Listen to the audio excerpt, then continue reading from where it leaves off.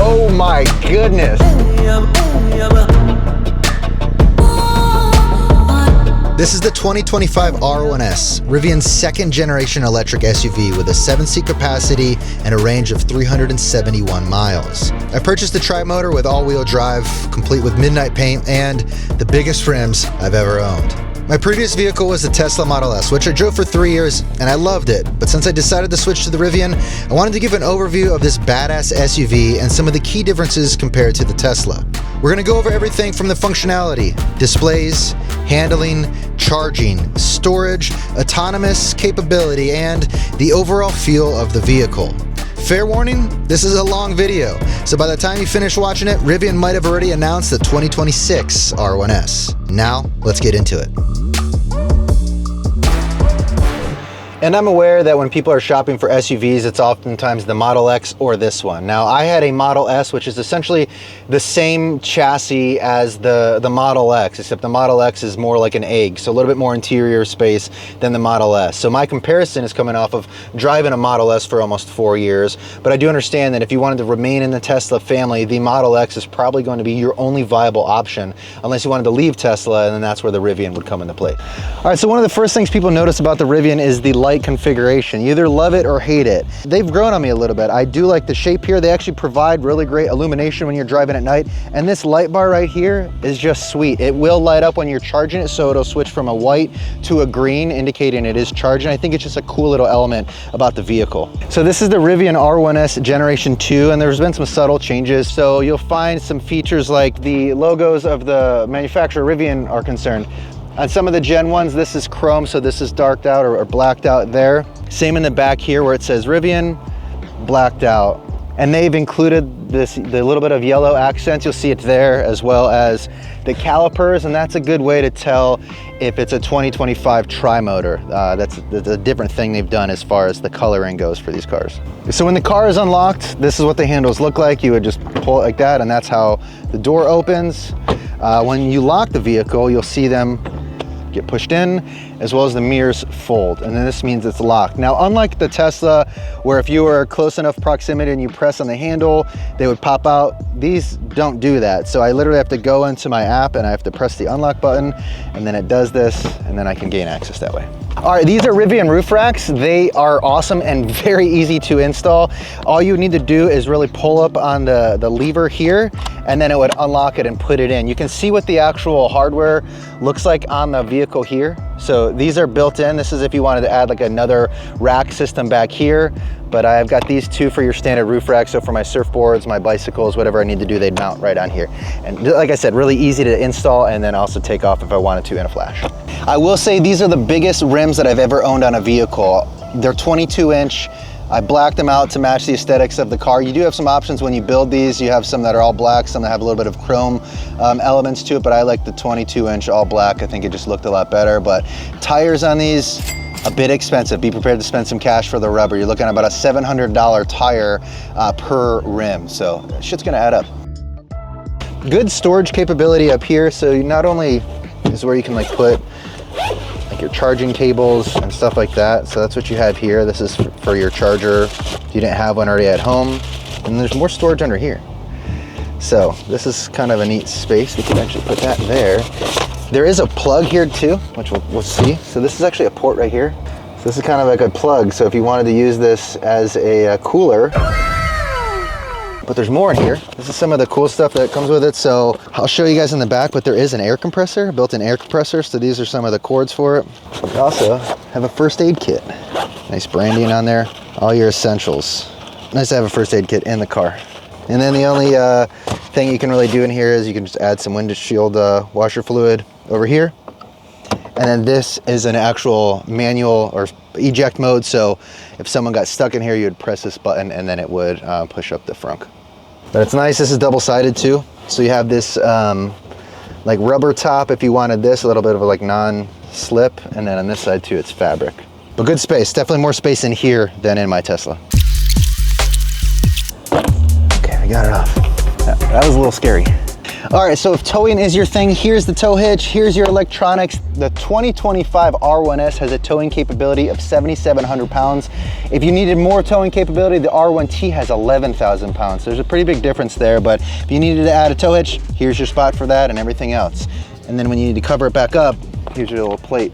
I'll figure out how to put that back in there. Hopefully it won't be as scary. All right, something to point out, these, whatever the heck they're called, tow hooks maybe at the front, they are affixed to the frame. So I guess if you just want to like pull some shit, you could do it. I'm not that guy, so I don't know if I'll ever use it, but you could if that was your thing. All right, we talked about the towing capabilities, the storage. Let's take you guys inside and show you the features there. Very awesome. All right, the most important thing about the interior is actually right over here. A little flashlight, press and hold. Look at that, dude. 1,000 lumens. It's pretty bright. And it charges. Put it in the door there, press it. Charging. I mean, I think the addition of the flashlight easily like a 10, 15K adjustment on the value for sure. First impressions, the interior is far more luxurious than any Tesla that's available. And when you're paying this price for a car, so when you're in the six figures of a car, there are certain expectations of an interior, and this I think matches it to what it should be. Everything feels nice and firm. Steering wheel has a nice grip to it. This is real driftwood that you're seeing that has accents throughout. So interior is wrapped with vegan leather. You have a suede-like material for the roof line here, and then like I said, the wood accents. This is an actual real wood that they used for this trim line. From a storage standpoint, tons of it, right? So you have these guys here, so there's actually a button that you press to release these. Very deep storage there where you have two USB-C charger ports that you could throw in there. Then you have two MagSafe chargers here and a nice little spot to hold your phone there. I do want to say these are terrible. Like, I don't even know why we're doing this wireless charging thing. It's so slow, it gets your phone hot, it's a complete waste of everything, and I don't think any car should ever have them, but the Rivian has two of them. Moving on to cup holders, this has always been a pain point. I carry around this super obnoxious 40-ounce hydro jug of water everywhere I go. In my Tesla, I either had to have it on the passenger seat or in the door. Here, it's actually suitable to fit there, and it doesn't actually obstruct much as far as like getting to the screen, and it doesn't feel like it's taking up a passenger seat in my car. The downside would be I can't throw my spare change in here because it would just go into the abyss. I can't, you know, just use it as like a storage and a place to gather my gum wrappers. So these will close when you're not using them. There's more storage here, which we have our sunglasses and whatever that is, another light. And then this guy here. So this is a nice little storage area where you can put some additional stuff. You saw what I had in there. I'll keep that in there. I do have a permit for that, by the way. But you can also lock that from not being able to fully pull out. So there is an option to add a speaker into that port. Some people have it, some people don't. It'd be a wireless Bluetooth speaker that you would throw in there in lieu of that additional little storage area. And I will point out, this could be a detrimental thing to some people if you have gloves, but there is no glove box here. This just doesn't exist. Glove compartment. On the doors, let's point that out. You can see the one on your side over there. So it's got nice space to where if you need to get some larger things in there, there's actually an elastic band that gives you that expansion. All right, so I'm in the mid row. I mean, still like good space back here. This is the seat how I would normally drive it, and I'm 6'3", so I still have some space here. Some decent controls. There's not a ton here. You can, adjust your ventilation if you wanted to. And in case you were wondering what direction you were traveling in, this will give you your current compass directions, which I think is important. On the seat here, there are USB-C chargers right above this little hook here. So I have to imagine this hook is really used for a couple of different things. It could be used as your traditional like dress shirt or jacket hook. Also, if you had children that had, a tablet or something here, you could hook it to the back of this and charge it there, and then they could view it on your longer trips. So definitely kind of clutch to have that. They still have the elastic pull here, so you could put some stuff back there. I honestly have no idea what would go back there besides like a portfolio of papers or a tablet. That's really all I can think of. And then you have your cup holders here. I do want to point out that this is not a storage compartment. I actually pulled it out and it's not. So it's just an armrest and then a cup holder where you could actually put your coins now in this one or your phone. And it'll go up too. All right, to access the third row, there is a button up here on the corner, so you can see the button on your side. I have one here. So go ahead and press this, and what happens is it will shoot the seat forward, and then this is how you would access that third row. So, I mean, it is a bit of a feat, and I'm in that third row. I mean, overhead wise is good, but shit, I do not know if we can put this back. Should we try? I mean, not ideal, but it could work. I guess. I like how you have your own air controls back here and speakers, armrest, and a cup holder. I don't see any chargers back here. I don't love that when you press these buttons and then when you go to kind of put the chair back, it doesn't go back to the space that it had it. It goes back to its default setting, which is very upright. So most of the time, you know, you'd have to press this lever here and tilt it back a little bit more, because that's actually where people would be sitting at that angle there. And technically, if you needed to, you could fit 3 car seats back here. So both of these seats will have the standard little anchor holes here, so for your car seats to hook into, and then on the back of the seats is the anchor point for the car seat. This middle one here, you need to utilize the seat belt, and then I'll show you the anchor for it here. So for your actual tether on the car seat, that's where it would loop in. So come back here, it would tether. You would use the seat belt to hold the actual car seat here in the middle, and then you could have a booster and a rear facing one, or whatever the hell configuration you need back here if you needed it. Again, it's got a motor on it. Little tailgate here, you press that button, goes down. Good storage here. I had that 3rd row up. If you wanted to release it, you would just hit these guys. It folds forward, same there. Great space. And then they've added this where if you want to put that guy there, got a little lift ramp for there. And if you remove this, more storage here. This is intended for a spare tire. A 22-inch tire would not fit in there at all. So right now, just some random shit. They also have these, like these racks. These are kind of cool. Like if you wanted to have some tie downs or something, you can adjust that. And some cool little components back here. So you've got your standard plug that would go in there, and then just another plug if you wanted to charge something there. But this would be cool for an extension cord to power a grill, or, you know, if you're camping, you can power lights. And then down here is where you have the air compressor. So you would turn it on and then hit the PSI, plug that cord in there, and you can fill up, whether it's the tire on your automobile or even like a ball or bike tires for some of the kids' bikes. I thought that'd be a cool use for it there. And then I've got some buttons to do these. Let's see how good they work. And that's it. I mean, that's great storage, if you think about it. I am planked.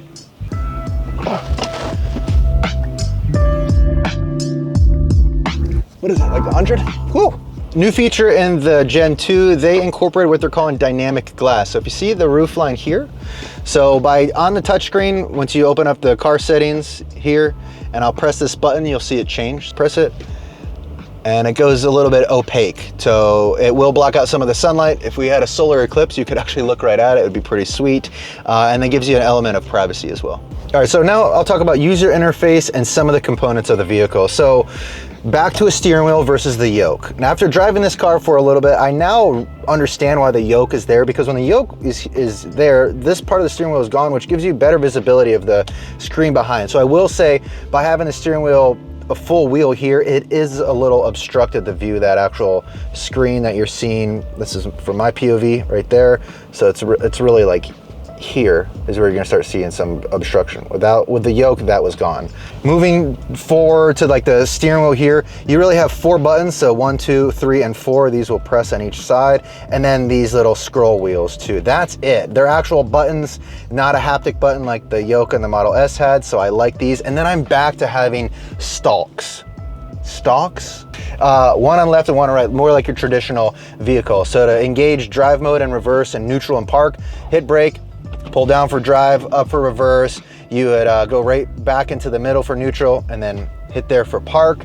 And then on the left side is where your blinkers are. You know, you have left and right, just like a normal car. Remember, on the Model S that I had, the blinkers were on this left side, and they're those little haptic buttons, which a lot of people complained because it was hard to find those. And if you needed the horn, it was just a little difficult to access those. So they are there. And then good thing is the horn is here. It's back. All right, so user interface is pretty basic and very clean. I mean, it's similar to Tesla. So you have your map here.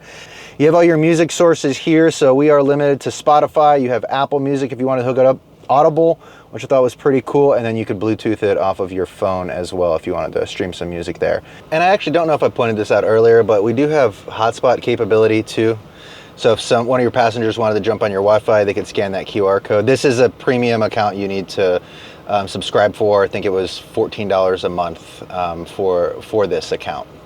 This is where you would kind of get your different drive modes. So if you wanted to go in one of the 4 drive modes like we talked about here, you can adjust the height You can turn on kneel, which kneel is where when your car is in park, it'll actually drop the suspension to make it a little bit easier to get in and out of. And I like that. It's just a smoother to get in and out because this vehicle does not have side rails. So keep that in mind if you are on the shorter side and you need to get in and it's lifted up. But you can mess your ride feel, the gen, all the things we talked about. This is also where you would hit your off-road. So depending on what you're doing for off-road, you can do your different adjustments here, which is pretty cool. I mean, this is a very rugged vehicle and it's all-wheel drive, so it can support these conditions. We'll talk about the camera mode here. So rear view camera, I feel like the clarity is there and it's a much better camera than what I had in my Tesla. You can also adjust some of the different camera angles. So here you have the bird's eye view, which I think is really, really nice to have, but you can change that to where one of your side mirrors, and then you can also do a camera of, sorry, I'm flipping around here, of the front if you want it. So here's actually the front, and then this is the rear. All right, so from a ventilation standpoint, the driver side and passenger side both have ventilated and heated seats. All other seats in the rear, so including the mid section and the aft section, those only have heated seats. Those are not ventilated seats, but the two most important seats are. To adjust your ventilation, very similar to Tesla, you kind of grab these, move them around, you can get the different angles you want. Oh yeah, that's the spot. Same with middle, you can kind of like turn these on the floor, and same in the back. A featured favorite of Tesla was the pet mode, so you do have that here on Rivian. You turn it on, just gives you a warning. It's not for kids. Ventilation is going, it's gonna keep your fur baby nice and cool, and it is loud, so let's go ahead and turn this thing off. And the most important setting for the vehicle, if you do only one thing, this should be the thing you do, is you go in and then you're gonna put it on dark mode there. And then boom, there it is. All right, so we have 4 different drive modes, not including off-road capability and then towing. So from the drive modes, you have all-purpose, sport, conserve, and then snow. And then within those different drive modes, you have the ability to adjust your height, your ride feel. You have your ability to adjust the regeneration, which is something new that Rivian offered. So when you're adjusting it, you have low, high, and then standard. And I will say the standard regen in Rivian is very similar to Tesla aggressive. Right now I'm off of the accelerator, and then this is the diagram that it's using for regeneration. So you see a little bit more green there. I'll get on the accelerator to show you. So now I'm using some battery on the yellow. I'll go back off of it, regenning.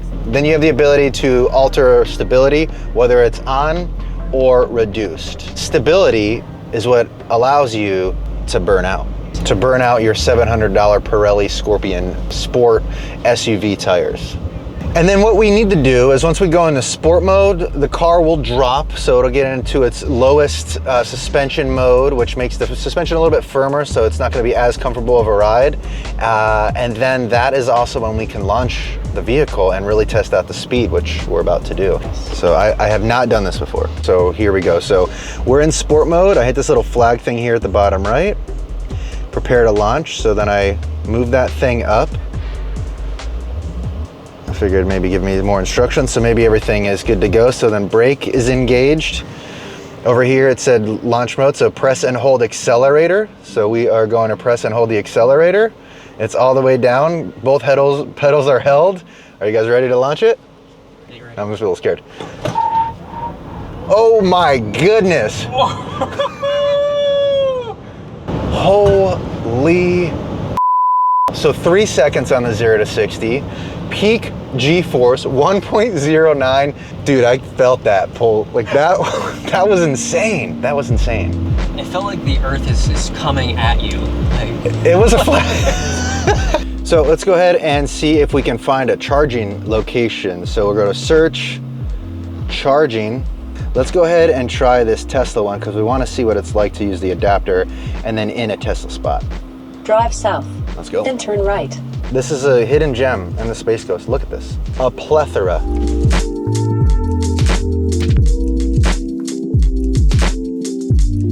I'll need to go to charge my other EV. I'm sure it loves to say charge your other EV in the Tesla app. So I've got a location. We're here. So I'm going to click this one. I'm going to hit charge here. And then I need to know my location. But before I go out there, I need to grab this NAX adapter. So I actually ordered this from Lectron. It was 200 bucks. Rivian will be shipping these out. They said January. I just obviously didn't want to wait for that. So I went ahead and bought my own. This is the adapter you'll need if you're going to be charging at Tesla supercharging locations. So we'll go ahead and give it a shot now. So I have the app open. I'm gonna go to my spot, which is 2A, start charging. So it says attach adapter and plug in. Remove the handle from the dock, attach your NACS, plug it into your vehicle. Okay, so we've got that. Our charging port on the Rivian is right here, like I said, at the front driver's side. There's 3 little lines here that you would press, and then this thing opens up. I've got the Tesla thing here. I'm gonna plug it into the adapter. Click, nice in, I'm pulling it to make sure. And go ahead and pull this guy down. At home, this is the only charger you need, but now for the NACS adapter there, boom, plug it in, and it's charging. So if you're worried about charging locations for the Rivian, all of these are gonna connect to the port that we have in the Rivian. The only ones that really don't is Tesla. You just need that adapter, and then you need the Tesla app to make sure you can go in there, and that's how you actually pay for the kilowatt hours, is through the app. All right, something I really appreciate is the different tones that they have for it. So everything from the blinker tones to the little tones that are clicking on whenever you do adaptive cruise or the highway assist. And I think it's pleasing. The problem, if there is one, is on that blinker sound, which I'll be quiet so you can maybe hear it. It's subtle enough to where you might forget about it. And I have definitely, I've forgotten about it because it is so quiet, but I still like the sound of it. All right, one thing I do love is voice to text. I use it a lot. Functionality in the Rivian is really great. So there's a minimal delay where my Tesla, it seemed like it would take forever for it to pick up. So I'm gonna go ahead and just mess around with it now. Hey man, comma, just a few minutes behind, period. Transcribed it perfectly. I feel like in the Tesla, it would, have a longer delay and it would just well, a lot of times it wouldn't even capture all the words I'm trying to say, just like I can't even say the words I'm trying to say on the camera right now. The call audio is great. So I take a lot of calls in the car, so I've already used that. The connection seems to be great. The volume is also great. I struggled a lot with that in the Tesla where I would maximize the volume to 10 and I still felt like I was struggling to hear the person on the other side of the call. But the audio in here from a call standpoint is very good. All right, so something I will miss, and my kids will absolutely miss, is the video streaming capabilities that Tesla offered. So on Tesla, we could stream anything from Netflix, YouTube, and then Disney. In Rivian, we don't have that option, allegedly yet. I think it is a software update that will be done sometime in the future, but there's no date as to when. One of the other things that I noticed is the cabin control. So I use that a lot, especially living in Florida where the interior of my car would get 100+ degrees. Tesla was really smart about that. And so anytime it felt that the car was over 95 degrees, it would automatically turn on the cabin control. Now Rivian does not have that. And I hope that that is an update that they release sometime in the future as well. When it comes to the doors, they're heavy and you would think they would shut a lot easier because of the weight, but they don't. You actually have to push them and force them to close, and it's a little challenging. I really wish that they had incorporated soft close doors on this vehicle, especially given the price point. That should have been something that was thought of with the standard Rivian. All right, the audio in here kind of sucks. I'm gonna be straight with you. It has a muffled tone to it. I have adjusted the hell out of the equalizer. I cannot get it to the point to where it sounds good. And allegedly, the car that I'm in, this has the upgraded audio. I would hate to hear the audio in an inferior Rivian because it is quite poor, and I will say that very candidly. And in case you're wondering, the car does not have Apple CarPlay, so I'm primarily charging my phone with this USB-C, and if it had it, it would automatically connect. It does not have that. I did notice though, when I first connected my iPhone to the vehicle, it did say it was connecting Bluetooth via Android Auto, so there's something there. All right, so the number one thing that I'm going to miss going from Tesla to Rivian is autopilot. So in my old car, my Model S, I used to be able to engage autopilot and it would drive me through this road that I'm on right now. In the Rivian, when I go to engage it, it will do cruise control, but if I go to use the adaptive cruise control unavailable. There's just not option here. Highway assist unavailable on this road. So with Rivian calling it highway assist, it's really only limited to the highway or larger roads, where when you engage that, and the way that you would do that is you would double tap this lever, it would go on, it would maintain your speed, it would maintain you in the road, and it would keep your distance between the car ahead of you. Tesla far superior as far as autonomous driving is concerned, as far as adaptive cruise control. The vehicle definitely has enough sensors and cameras to offer it. It's just probably a matter of time, but definitely something that I miss that Tesla had nailed down.